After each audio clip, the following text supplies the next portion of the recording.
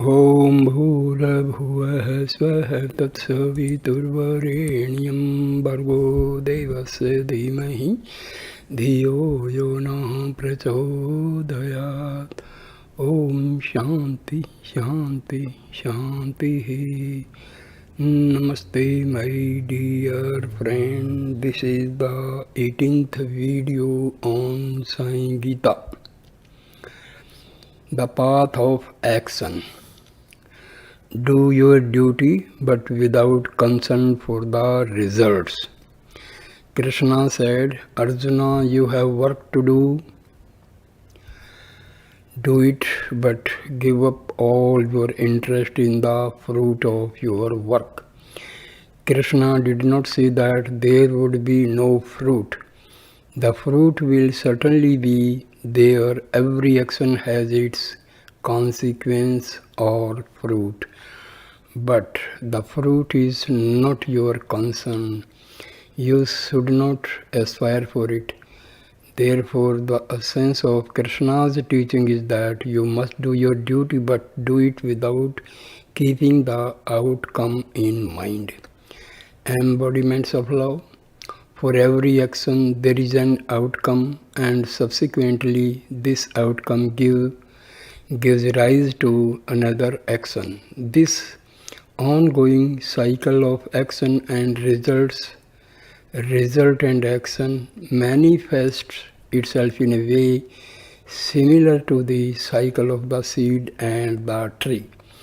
The seed and tree also follow one after the other, with the seed giving rise to the tree and the tree giving rise to the seed. Without a seed you cannot have a tree, and without a tree you cannot have a seed. The same thing is true for an action and its result. These are natural cycles in the world. When this is so, with one always following the other, why should you take a special interest in the outcome? Your duty and responsibility is to perform the right action. Have no concern about the result.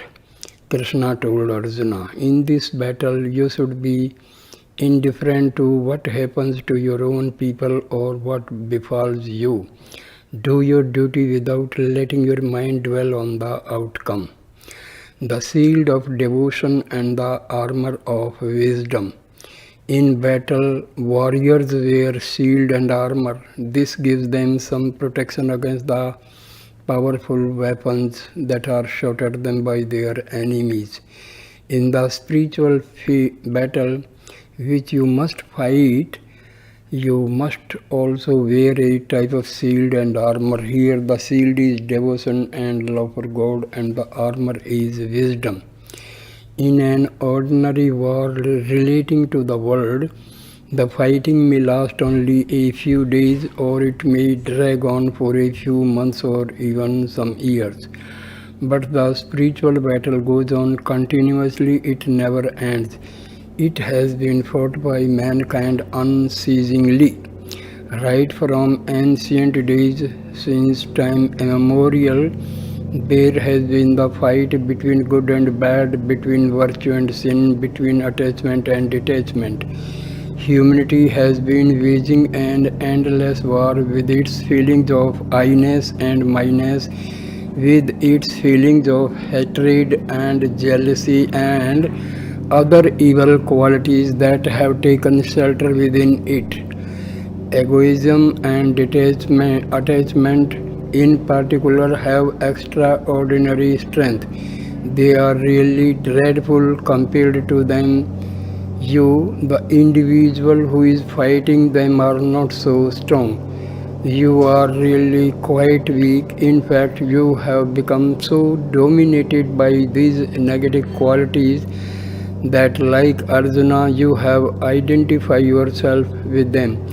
Now, to fight such powerful enemies and qualities, you have to follow the directions of the indwelling Lord, and you have to wear a very strong shield and armor. The mighty shield and armor that you have to wear in this spiritual battle are devotion and wisdom. They will protect you from such formidable enemies. When you have a parasol to shade you, you are not troubled by the hot sun. When you wear sandals or shoes, you are not concerned about stepping on a thorn. When you wear a shield and armor, you are not too much bothered by the weapons being hurled against you. Therefore, Arjuna, Krishna said, in this inner battle, you must don your spiritual shield and armor. When Krishna lifted Arjuna out of his despondency at the beginning of the Gita, he gave Arjuna the armor of wisdom. That was the first teaching that Krishna offered. Use wisdom to conquer your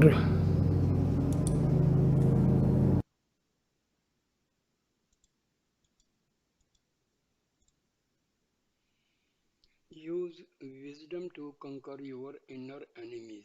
Krishna said to Arjuna, all these attachments that you now have all these desires to possess things are not tendencies that you acquired yesterday or the day before.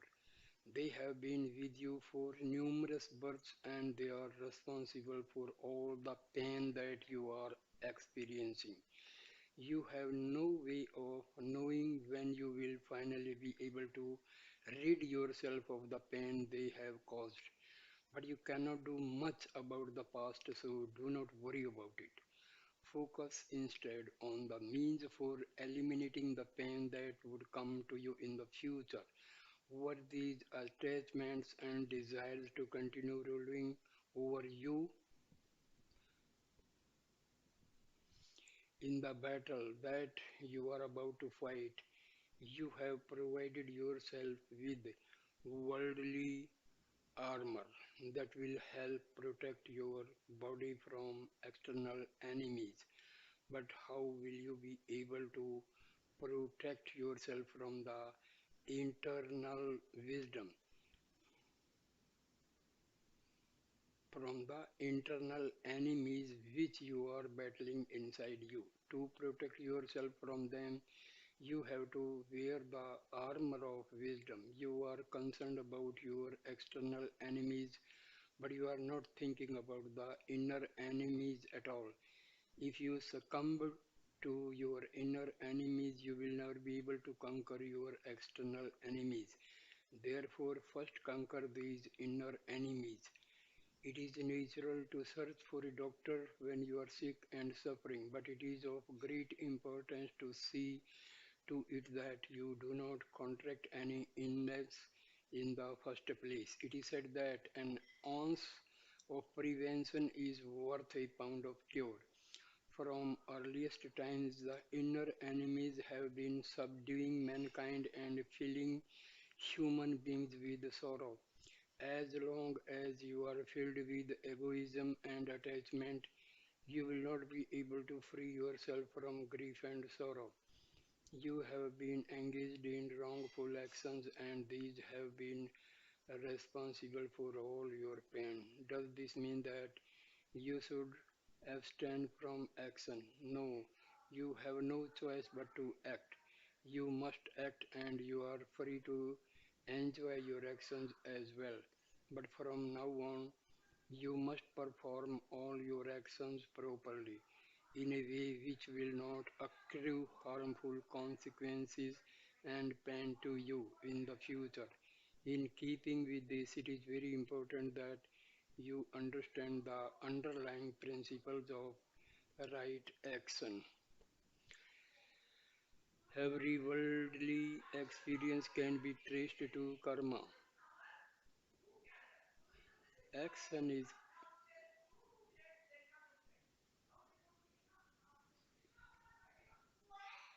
action is called karma. You are born in karma. You develop in karma and you die in karma. It is karma or the actions you perform which are responsible for all good or bad, sin or virtue, profit or loss, joy or sorrow. Truly, karma is responsible for your very birth itself. Karma is really the creator for mankind. It shapes your life. It follows then that you should not look upon action with carelessness. Your rental life is associated with action. Therefore, recognize the importance of right action and engage in that unwaveringly. Do not think that action is just a small thing. It may start as a small sapling, but it will grow into a very big tree. Before a seed can become a tree, it has to break out of the soil in which it was sown. Then, once it has become a big tree, it will offer you its fruit. Whether this fruit brings you joy or sorrow depends on the seed that you have sown. To get the very finest fruit, the seed of action which you have performed must be of the highest quality, and it must break out of the soil of egoism. Then this action can be transformed into yoga. Yoga is union with God. Egoism develops when you forget the indweller. What is the root cause of egoism? Why should you ever feel egoistic?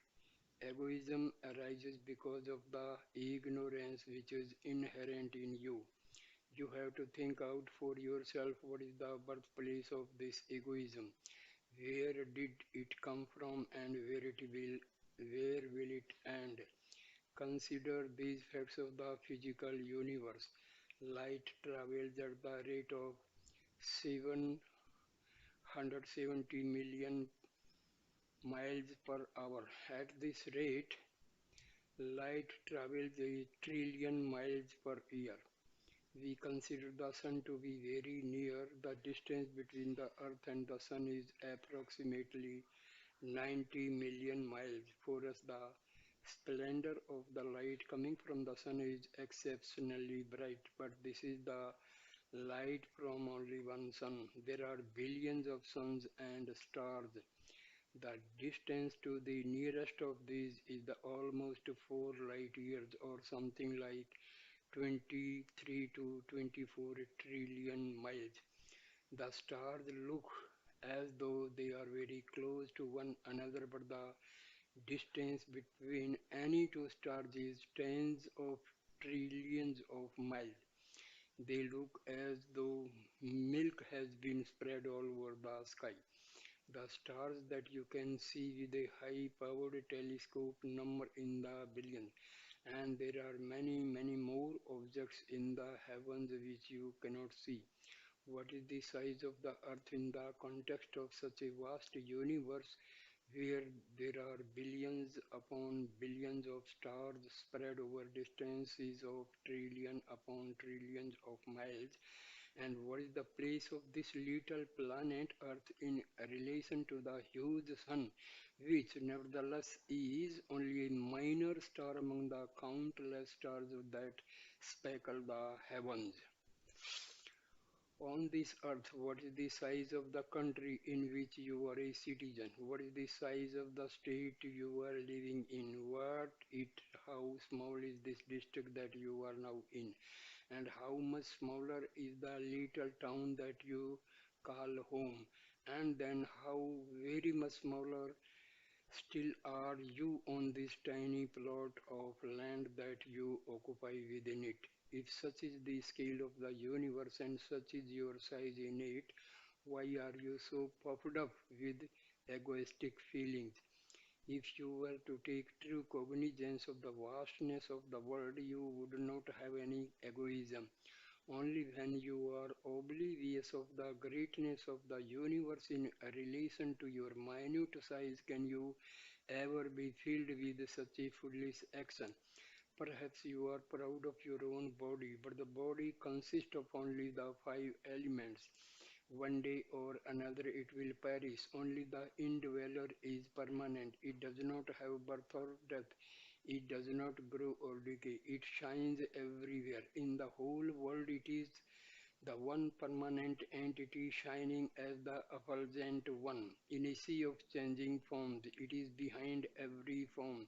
It is the splendor animating every feature in the vast universe. Even in utter darkness, it is there, for it is that which reveals the darkness to you.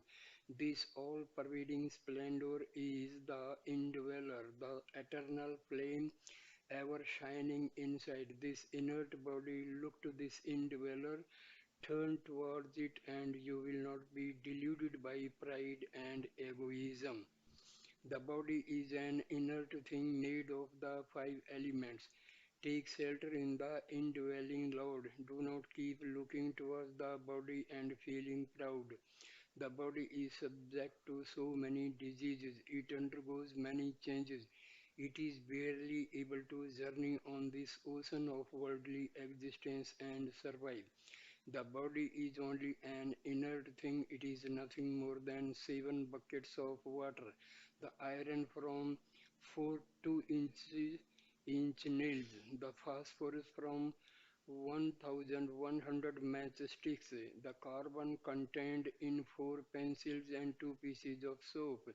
When you put all these things together with a few other assorted substances, it becomes a body. So the body just consists of this inert matter, but it is able to move and exhibit life because there is an indweller inside. Consider the wall clock that is hanging there. It has 3 hands, a second hand, a minute hand, and hour hand. As soon as you wind the clock, all 3 hands start moving at their own prescribed rate. How long will they keep moving thus? They keep moving as long as there is power in the spring to energize them. The moment that power is exhausted, that stop wherever they are. Your body may be compared to a clock, the breath may be compared to the spring, your actions may be compared to the second hand, your feelings may be compared to the minute hand, and your joy may be compared to the hour hand. It is the divine energy within which empowers and vitalizes all this. In the context of the examples of the clock, you can answer the question as to why you perform action at all. You see that the second hand, which represents your actions, move quite fast and soon covers one whole revolution of 60 seconds. At that point, the minute hand, which represents your feelings, will have advanced 1/60th of a revolution. It is only when the second hand has made 60 full revolutions of 60 seconds each and the minute hand has gone once around that the hour hand, which represents an experience of divine joy and bliss, will move one division. The hour hand moves so slowly that you cannot even detect its movement, although you can see the movement of the minute and second hands. There is an inner secret here. Once every hour, all 3 hands meet. When the action which is associated with the body and the nature, when the feeling which is associated with the inner man, and when the unending joy which is associated with the divinity all come together, then you have the meeting of nature, man, and God. From sacred action to the devotional feelings to bliss. Nature has been described as the field of action. It gives you the opportunity to sanctify your work and reach your goal. When you perform 60 good actions, one good feeling will emerge. Therefore, to get the one good feeling, you have to perform so many good actions. And it is only when you have 60 such good feelings that there will be one small moment of the hour hand which represents the ineffable experience of divine joy. Therefore, Krishna told Arjuna to perform good actions. When you do innumerable good actions, you are likely to get one or two deeply satisfying and lasting good feelings. And it is only when you develop innumerable such good feelings that you will be able to reach the bliss that is the eternal state of Atma.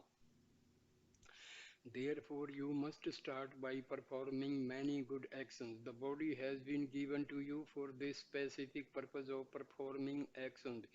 It is impossible to spend even a moment without being active. That's why the performance of sacred activities, which includes ceremonial and ritual worship, has been given so much importance in the Vedas, the holy scriptures of India. But sacred actions do not just refer to performing sacrifices, doing penance, and giving charity, each of which give rise to an anticipated result. There are many actions that you can undertake from which you would not expect any fruit at all. Such actions which are performed without any concern for the fruit can be termed karma yoga. When an action is performed without a desire and without any feeling of egoism, then it is karma yoga. That is the highest form of action, the most sacred of all, and it is one you should follow in every move you make in life. Remove your egoism, drive it away, remove your desire for the fruit. When you perform action with this attitude, it becomes work in the spirit of true sacrifice. It becomes penance and it becomes yoga. All three of these, sacrifice, penance, and yoga, convey the same idea. Every action you perform should be sanctified in this way. Even inhaling and exhaling are actions. They are also karma without performing karma. Man cannot live for even a moment in the world, but karma associated with ego will always be narrow and harmful. Food gives rise to thoughts, feelings, and actions. Therefore, perform all actions with only the feeling of sacrifice in your heart, not with a self serving feeling of egoism. The results will be good or bad, beneficial or harmful, depending on the type of actions you perform. The actions themselves depend upon the feelings of selflessness or selfishness you have. The feelings in turn depend on the thoughts you harbor, and the thoughts depend on the food that you consume. Therefore, you have the sequence of food leading to thoughts, thoughts leading to feelings, feelings leading to actions, and actions leading to results. These results in turn lead to more feelings, ones of pain or joy, depending on the nature of the action, feeling, thoughts, and food. From this, you see this great importance of always taking in very pure and wholesome food. Assume that a sage performing a Vedic ritual makes a small fire as is prescribed by the scriptures. The smoke pouring forth will depend on the type of fire that was made.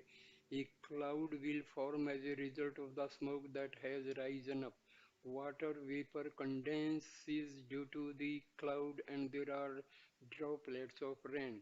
The crop blow depend on the rain and so the food that is consumed depend upon the crop.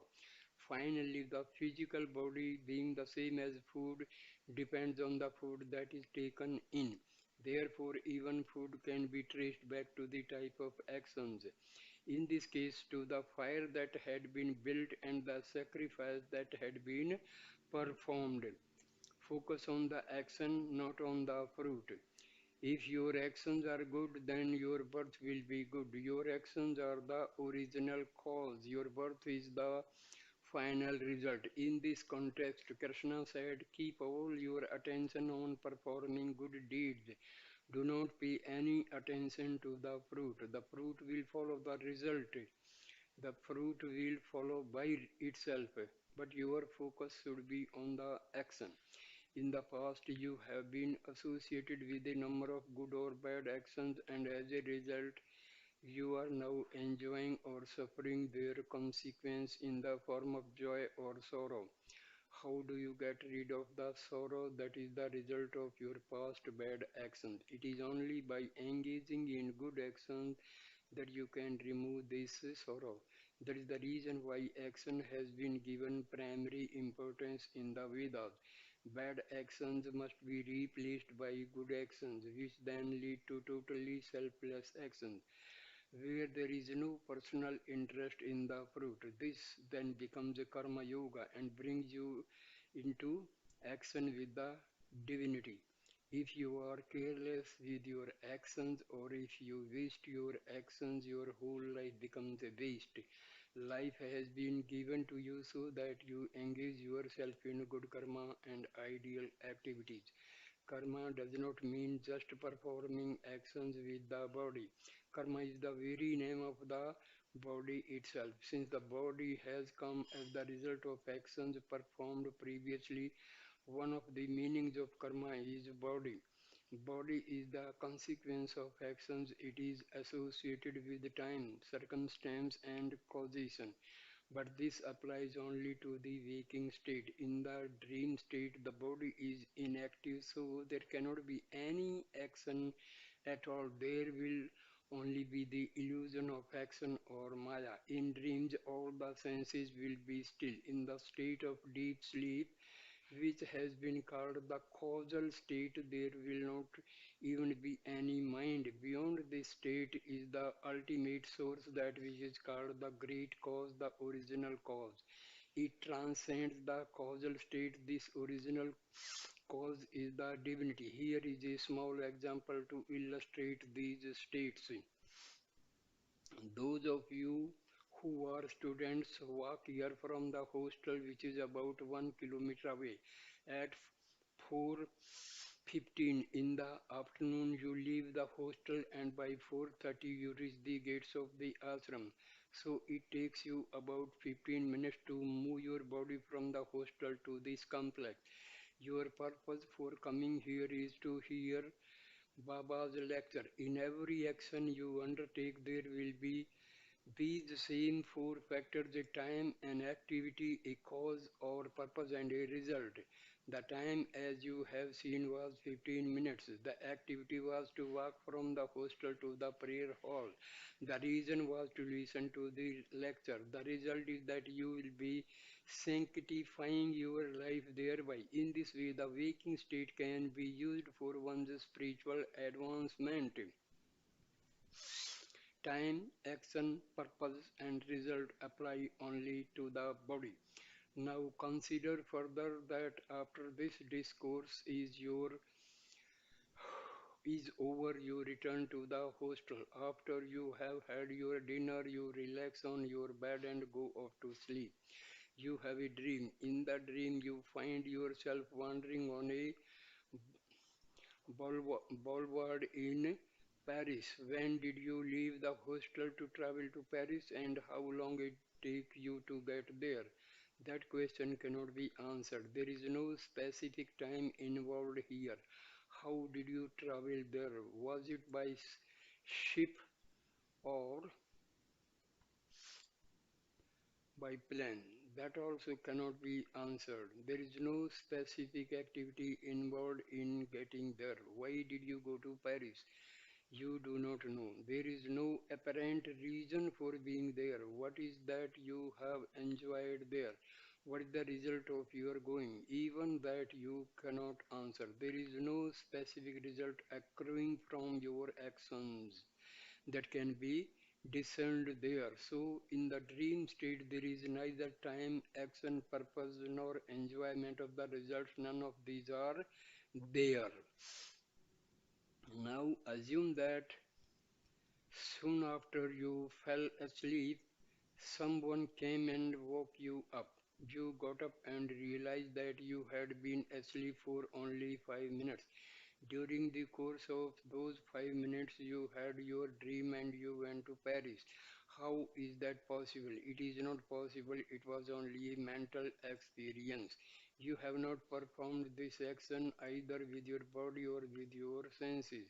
That mental experience is associated with your subtle form, but it is the gross body which has these four factors of time, action, causation, and circumstance. You have seen that none of these occur in the subtle or mental experience associated with the dream state. Only because of the tricks of the mind have you been able to create a new world there. The mind created so many people on that busy boulevard in Paris, so much traffic, so many objects. The mind has this exceptional power. It has an extraordinary capacity to create anything or destroy anything, not only in dream but also in the waking state. For all your actions, it is the thoughts in your mind which are responsible. When you offer such a powerful mind to the Lord, then not only the mind but all your actions, everything you do, will have been offered to Him. When you use your mind to think of the Lord, all your actions become sacred. Turn desire toward the wisdom to gain the divine right. A great sage used to say, if you sing hymns of praise to the Lord and offer a light to Him, then the entire world will shine with the effulgence of that light. In your worship, you take a flaming lamp and offer the light to the Lord. Your mind, which is made up of many desires, can be likened to the oil. The wick can be likened to the sacred wisdom you have gathered. When you join these two together using your wisdom to turn your desire to God, then you get the effulgence of divine light blazing forth from their union. For this oil and wick there must be some holder. The body can be thought of as the container which holds this oil of desire and the wick of wisdom. The blissful joy that you feel is the effulgence of the light coming from this sacred lamp. If there is only a wick and you try to light it, it will not burn. Or if you want to light the oil itself, you will not be able to do it. But when the wick is associated with the oil, then it will be able to burn and you will have light. Another way of seeing this oil and the wick is to think of action or work which is associated with the mind and its desires as the oil. The buddhi or the intuitive intellect which is associated with the wisdom can be thought of as the wick. When you combine these two, namely action and buddhi, in other words, when you make all your actions sacred following the dictates of your highest inner motivator, then the light will shine forth. This light is the eternal light of the Atma. When all your actions become sacred, you will come into awareness of your eternal truth. You will be bathed in the light of the one immortal itself. Now, the flame in the lamp has a number of individual characteristics. When there is a breeze, the flame will flicker. When water comes on it, it will sputter, making some sound. If there are impurities in the oil, it will give forth smoke. It also gives off heat. If you touch it, it will burn you. And depending on the type of oil and the flow of air, there will be different colors to the light emerging from the flame. These various characteristics belong to the flame, but they are not associated with the radiance that emerges from the light of that flame. There is only one characteristic to that radiance, that is, it envelops all it touches in the splendor of its effulgence.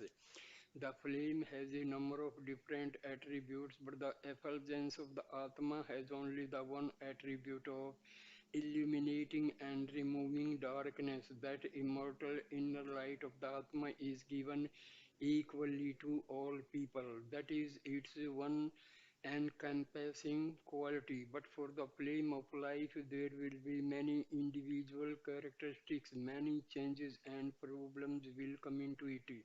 The three types of actions. There are three types of activities emerging from different aspects of this flame of life. There are the ordinary actions which lead to ordinary results, which in turn lead to more actions in an endless cycle.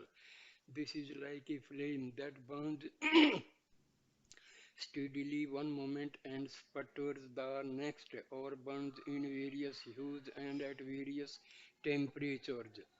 Then there are the good actions, those which always bring good results. These good actions are like an unchanging flame which is ever steady. This second type of activity applies to performing your worldly duties in righteous manner, being active in good causes, engaging in devotional practices, etc. These are all good actions, but along with them, there will still be a clear interest in the results.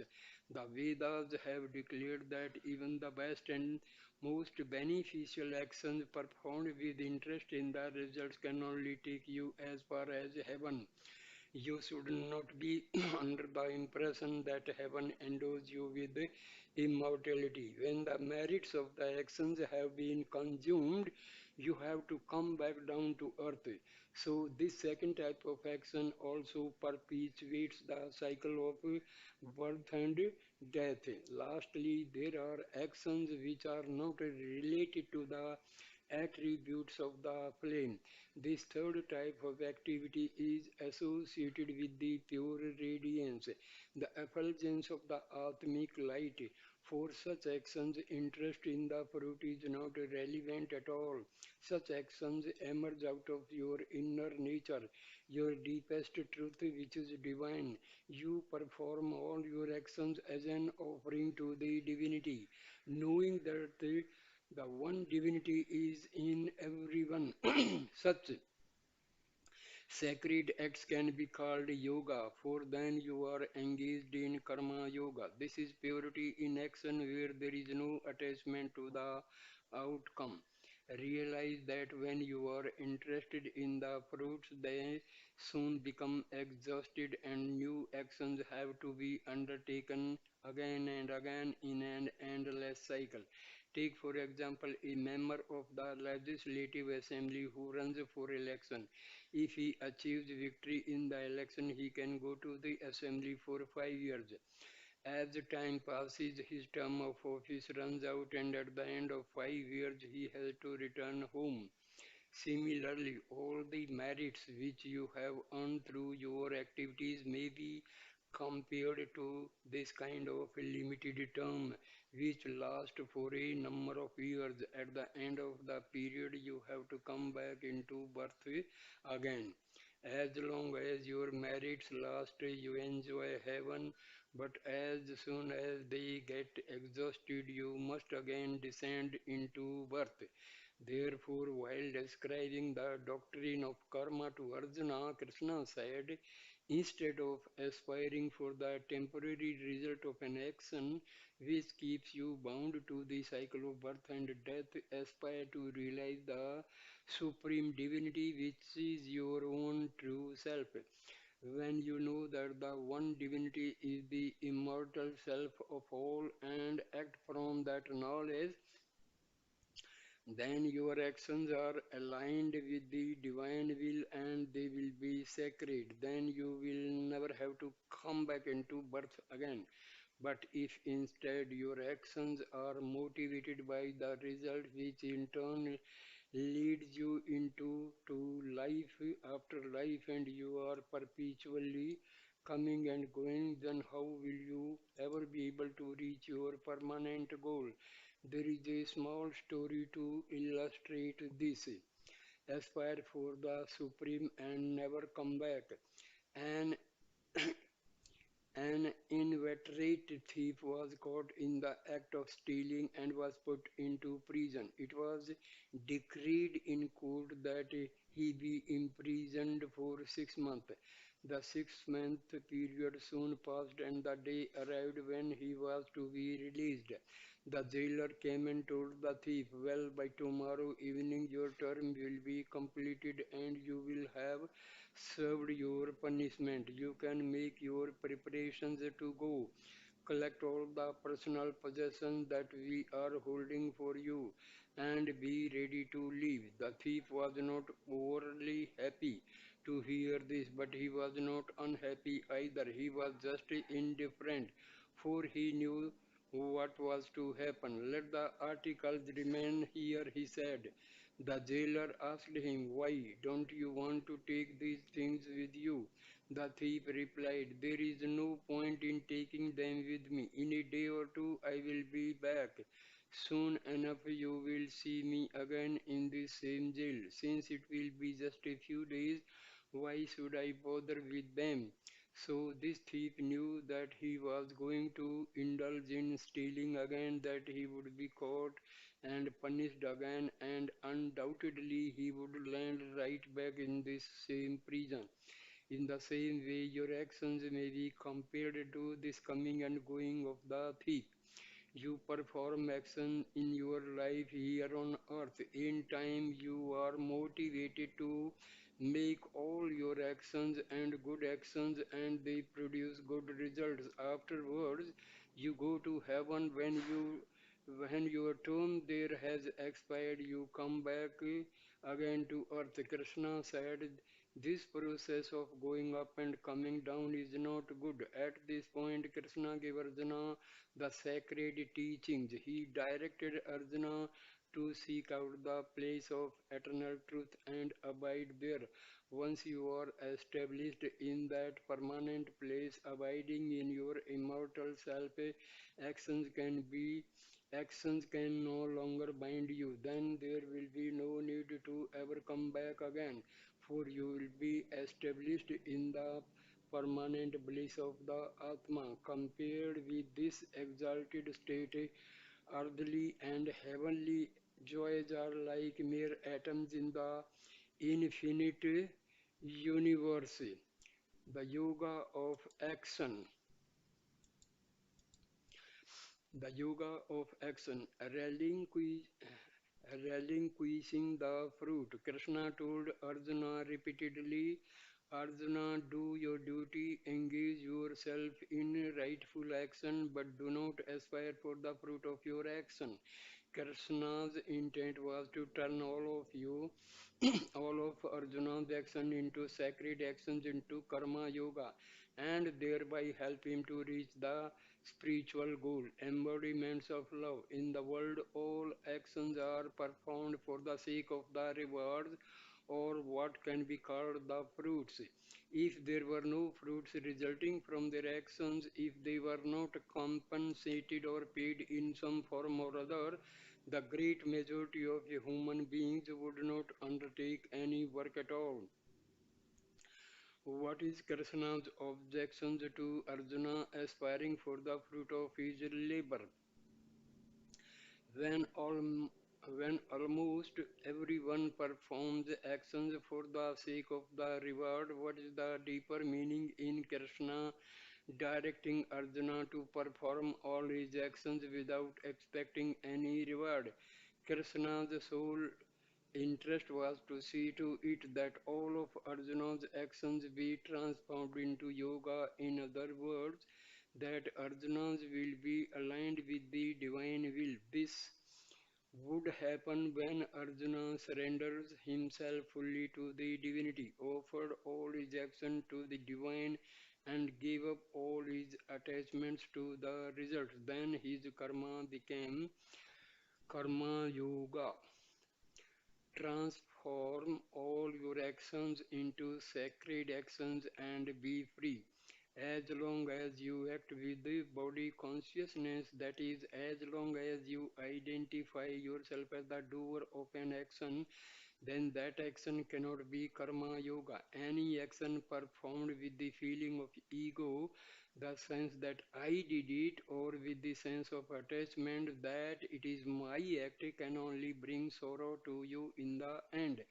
Such actions will always result in further bondage. However, when you transform your actions into yoga, then you become free from bondage. How does action or karma become yoga?